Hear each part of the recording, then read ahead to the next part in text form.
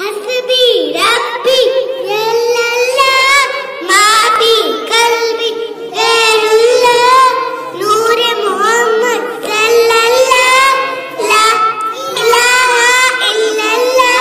अपनी बहन से बोले उमर ये तो बता क्या करती थी मेरे आने से पहले, क्या चुप चुप कर पढ़ती थी।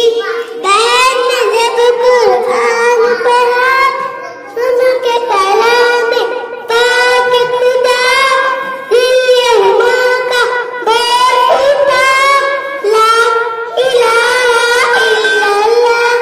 दुनिया के राजक की आंखों का तारा है, जुल्म हुए कितने उस पर सीने पर रखा पत्थर, लब पर सीपी जारी था ला इलाहा इल्लल्लाह।